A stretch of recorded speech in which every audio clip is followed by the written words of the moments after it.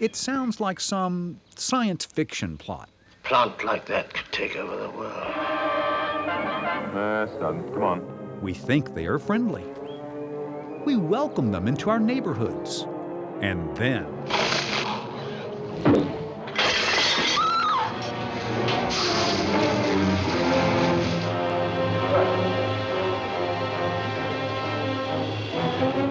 They're a little bit like Invasion of the Body Snatchers. They come in quietly, nobody really notices until all of a sudden they completely take over. Many boaters and swimmers have tangled with invasive plants in the water. But the invasion of non-native plants by land may be easier to miss. Oh yeah, look at all of them. Unless you know what to look for. And that's the problem right there. Exotic landscape plants are escaping our yards and invading natural areas. You can see that most of the plants out there, it's green and it's beautiful, but most of the plants out there are ligustrum. These plants quickly turn diverse woodlands into places where little else can grow. Here's the mature ligustrum right here. And look at that trunk. Look at that, how many stems it has. It's slowly kind of spreading itself. And every foot and a half, you've got a new plant coming in. It's amazing how quickly it can just take over. If you look kind of up in the canopy or up above you, it's completely ligustrum. See how dense the shade is? Ligustrum always wins. With shade and sheer numbers, ligustrum, nandina, Chinese tallow, and others are outcompeting native plants. This definitely has a very strong impact on our ecology, which impacts our wildlife. Invaders do not provide food and shelter for wildlife, as well as native plants. But birds also unknowingly assist the invasion. This is what birds are now adapting to as their food supply, and of course they're spreading it and recycling it and planting more and more along our creeks. This must be how they propagate. There are millions of them. In West Texas, the growing menace is salt cedar. Brought to America as an ornamental and used for erosion control, salt cedar has wreaked havoc across the Southwest. Salt cedar invades very quickly. They drink up all of the water, they exude salt through the leaves, so it creates a monoculture. It's just not very good wildlife habitat. At Keystone Heritage Park in El Paso, a team works to restore the natural balance.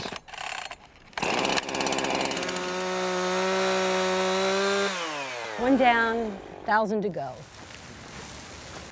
There's not enough ways to kill a salt cedar. What we're trying to do is just remove the non-native plants and put back the natives in and give it a little help here and there with the water. Yeah, it's about 6 feet. Salinity is 0.4%. It just needs a little jump start. Restoring this landscape's natural history is an extra challenge because of its human history. It's a combination of a natural wetland and a series of archaeological sites dating back to at least about 4,500 years. It's a challenge because we can't dig a hole without having an archaeologist present. We have to screen the dirt, make sure we're not digging into a site, and you can go probably 10 feet in any direction, you'll probably hit something. So you gotta be real careful. It's taking quite a while, but one step at a time. It's a very, very important site. Right. Yeah, if I wasn't hopeful about the future, I wouldn't be here doing this. But the battle against invasives, that's gonna be going on for a long, long time. Back in Austin, another crew wages war on those exotic shrubs invading local parks. We'll have the professionals work with chainsaws, mowing equipment, and work with chippers. We use volunteers to help us with areas that we can't get to with machines. There we go. And they'll help us with cutting with hand tools and then dragging out.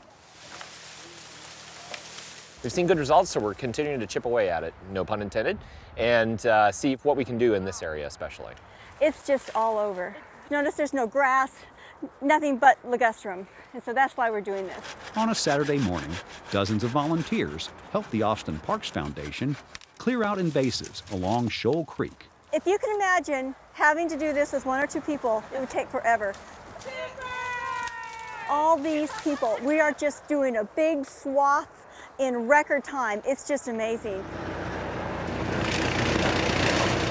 In 20 years, they're all that will be left unless we take the weed wrench to them. So definitely worth the investment of time. It's coming. It really is a lot of hard work, but it's great exercise. We're evening up the score at this point, and we may even be getting ahead of them. You got the stick. You got the stick. You know, if we can get many players all working together kind of collectively and really target specific areas, we can see a big change. Can you see a difference already?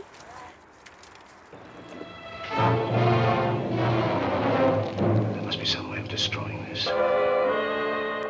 There are various ways to remove exotic invasive species. Physical removal, burning during particular times of year, or even using herbicide. The best method of keeping invasives out of a landscape is to make the choice not to plant them in the first place. What we buy and plant directly impacts ecosystems. A lot of birds like to nest right down in the very center of those bunch grasses. So folks like Kelly work to make those impacts more positive.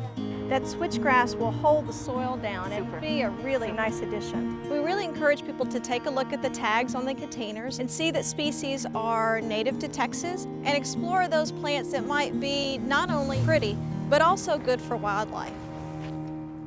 It is more cost-effective in the long run. Those are going to look really nice. Obviously, you're going to save a lot of water if you don't have to water grass. And so by removing grass and adding understory trees and shrubs, you are going to have the beauty. It's easier to take care of. And then as your woodland matures, you have more and more wildlife. Kathy Nordstrom is a native plant landscaper. Hi, I was in the neighborhood. She helps homeowners transform their yards into wildscapes. Turk's Cap looks great. It has really done well. And we were bored with the grass. Children had left home. We did not need to have a soccer field in our front yard any longer. And so this was our time to be innovative and do what we wanted to do. So this landscape of turf grass and exotic shrubs has become something more interesting for people and for wildlife. We're letting nature be a part of our lives instead of trying to regulate it so much. It gives you a good feeling that you've done a little bit of something for the environment that a front lawn cannot do. Fortunately for all of us who enjoy nature, this alternative to planting invasive plants is catching on. They enjoy all the butterflies and the hummingbirds. It's that kind of a thing where people see it and then they want that for their own yard. What do we do when plants attack? You know, if we value natural places, if we value native wildlife species like chickadees and titmice, we have to remove some of those exotic species and let some of our native Texas plants take their place.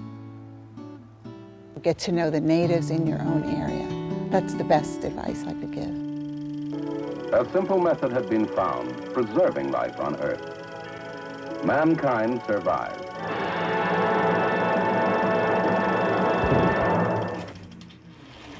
To learn more about gardening with native plants in your area, visit the Texas Wildscapes program on our website.